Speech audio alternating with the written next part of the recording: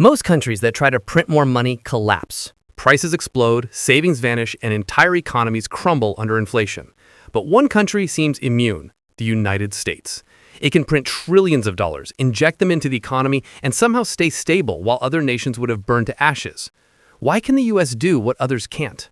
Why can it print money, run massive deficits, and still have the world calling its currency the safest on earth? To understand that, we have to go back to the beginning, to a time when money was still gold and trust was built on something you could hold in your hand. In the early 1900s, every US dollar was backed by gold. That meant every piece of paper represented real metal locked away in government vaults. It limited how much money could exist. If the government wanted to spend more, it had to find more gold. But in 1971, everything changed. President Richard Nixon announced that the U.S. would no longer exchange dollars for gold. I have directed Secretary Connally to suspend temporarily the convertibility of the dollar into gold. With one speech, the dollar stopped being a promise of gold and became a promise of faith. Faith that the United States would honor its word. From that moment, the world entered the era of fiat money. Money created not by metal, but by trust. Printing money used to be impossible without physical reserves. Now, it's just a digital keystroke. The Federal Reserve, America's central bank, can create trillions out of thin air. But here's what most people don't realize. Printing money isn't always bad. It depends on who you are and what the world believes about you. The US dollar is not just America's currency, it's the world's currency. Over 80% of global trade is conducted in dollars. Oil, gold, and international debt, all priced in US dollars. That means every country that wants to trade on the global stage needs dollars. So when America prints more, the world absorbs it. The new dollars don't just flood US streets, they spread everywhere, fueling global trade and sitting inside foreign banks. That demand is what keeps the dollar strong even when the US prints more of it. The question is, how did the dollar become this powerful? After World War II, the US was the only major economy left standing. Europe was rebuilding, Asia was shattered, and America had most of the world's gold. In 1944, 44 nations met in Bretton Woods, New Hampshire to rebuild the global financial system. They agreed that the US dollar would be the anchor, the one currency convertible to gold. Every other currency would link itself to the dollar. That single decision made the dollar the foundation of world trade. Even when Nixon ended the gold standard in 1971, the system didn't collapse because the world had already built its financial life around the dollar. No one wanted to start over, so the dollar stayed dominant even without gold backing it. What replaced gold was something else: trust backed by power. The United States has the largest economy, the deepest financial markets, and the strongest military. Those three things make up what economists call the dollar privilege. It's a privilege no other country has. When America wants to spend beyond its income, it issues treasury bonds. These are IOUs, promises to repay with interest, and the world buys them. China buys them, Japan buys them, even the countries that criticize America still buy US debt because they trust it more than their own. That trust allows the US to run deficits forever. When other nations spend more than they earn, their currencies fall. When America does it, the world calls it investment. But how does this really work? Let's say the US government wants to spend $1 trillion on new programs. It doesn't have the money, so it issues $1 trillion worth of treasury bonds. Investors buy those bonds. The Federal Reserve can also buy them by creating new dollars. That money goes into the economy to pay contractors, salaries, benefits, and more. Now there are more dollars circulating, but also more debt. Here's the magic part. Because everyone uses dollars, global demand keeps the value from collapsing. Foreign governments and companies need dollars to pay for trade and to store their reserves, so they hold them instead of spending them. That slows inflation inside the US. It's like exporting your inflation to the rest of the world. Other countries don't have that luxury. If Argentina prints money, the peso falls instantly because no one outside Argentina wants pesos.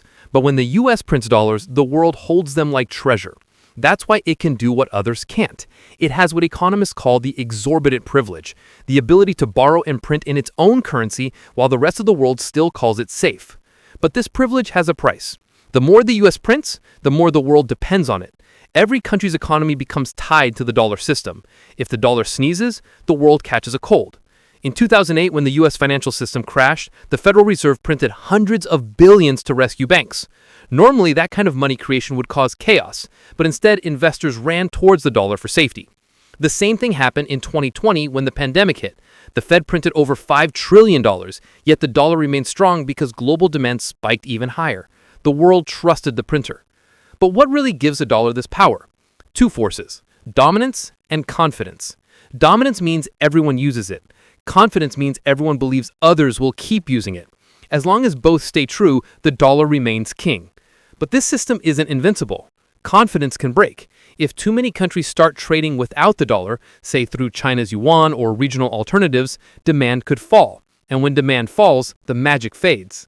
We're already seeing the first cracks. Countries like Russia, China, and India are settling more trade in their own currencies. They're building new systems like BRICS to escape dollar dependence. It's an attack on the dollar, and we're not going to let anybody attack the dollar. But replacing the dollar isn't easy. Global trust isn't built overnight. The dollar has decades of reliability behind it. The world still believes that no matter what happens, the U.S. will honor its debt. That belief is the real gold. Think of the U.S. economy as a gravity well. Money everywhere else gets pulled towards it. Investments, trade, capital. As long as that gravity exists, the U.S. can print without collapsing. Because for every dollar it creates, someone somewhere in the world wants to hold it. And here's another key reason. The U.S. doesn't just print randomly. It prints strategically through the Federal Reserve. The Fed controls interest rates, money supply, and inflation expectations. When the economy slows, it lowers rates and prints more. When inflation rises, it raises rates to pull money back. This balancing act keeps the system stable, at least most of the time. Now imagine what would happen if that trust disappeared overnight. If the world lost faith in the dollar, investors would dump U.S. bonds, the currency would crash, and inflation would explode. That's the nightmare scenario economists call a run on the dollar. It hasn't happened yet because even when America makes mistakes, there's no stronger alternative. Europe has the euro, but it's fragmented. China has the yuan, but it's tightly controlled. No other currency is as open, liquid, and trusted, so the dollar stays at the center of everything, even when people complain about it. Let's be clear, America's power doesn't come from the act of printing money. It comes from what that money represents: a stable political system, a strong economy, and the rule of law that protects investors. Without those, the paper's worthless. That's why when countries like Zimbabwe or Venezuela print money, they collapse. Their institutions aren't trusted, and their economies can't produce enough to back their currency. Printing without productivity is suicide. Printing with global trust is strategy. Over the past 2 decades, the United States has run some of the largest deficits in history. Wars, stimulus programs, social spending, all funded through borrowed dollars. Yet the world still lines up to lend. Why? Because America always pays back, with more dollars. And since it controls the dollar supply, it can never technically default. You never have to default because you print the money, I hate to tell you, okay? It can just print what it owes. It's a cycle that looks impossible, but it works as long as faith remains. But this isn't free money. Inflation still happens, and it's ordinary Americans who feel it most. When trillions are printed, asset prices rise. Houses, stocks, and commodities. The rich get richer because their assets appreciate, while the poor pay more for everything else. So even if the U.S. doesn't go broke, parts of its population still do. This is the hidden cost of the printing machine: wealth inequality. The dollar stays strong globally, but inside America, that strength creates divides. The Federal Reserve's power to print can stabilize the world, but it can also destabilize households. So how far can the U.S. push it? How much can it print before the system cracks? The answer lies in productivity and trust. If the U.S. economy keeps growing, if innovation and output rise, new money is absorbed by real value creation. But if the economy stagnates and printing continues, inflation will eventually eat the trust alive. The dollar survives as long as it represents something worth believing in. In simple terms, the U.S. can print money without going broke because everyone else believes those dollars are worth something. And everyone believes that because everyone else does. It's collective faith turned into currency. The dollar is a story the world agreed to believe. But what happens when stories change? That's the real question. The world is slowly diversifying. Central banks are buying more gold. Central banks have bought 64 tons of gold every month. Countries are building digital currencies and alliances are forming outside the dollar system.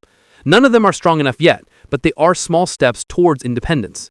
If one day global trade stops needing dollars, the U.S. will lose its printing privilege. At that point, printing would have consequences, the same as any other nation. Until then, the U.S. dollar remains the world's anchor, not because it's perfect, but because every alternative is worse. It's the least broken system we have. So next time you hear that America is printing trillions, remember, those dollars don't just belong to America anymore. They belong to the entire global economy. And as long as the world needs them, the printer keeps running, not as a sign of collapse, but as a symbol of control. The U.S. doesn't get away with printing money because it's lucky. It gets away with it because it built a system where everyone else needs what it creates. That's not economics. That's architecture. the architecture of global trust. Money, in the end, isn't paper or metal. It's belief organized into numbers. And no country on earth has mastered that belief better than the United States.